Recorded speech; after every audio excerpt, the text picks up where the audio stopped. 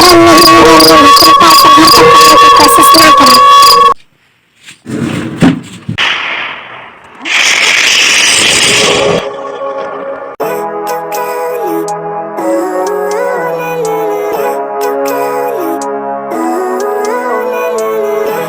life, everyday, late at night, not okay.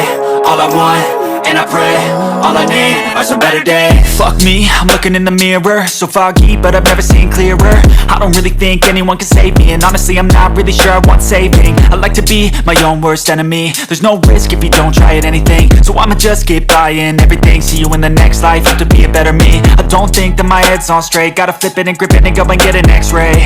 What's wrong with me? I just feel weight pushing on my chest and it squeezes till I suffocate. Better change my mindset, meditate. It's pretty cool that I'm alive and have better days. I could walk, see, hear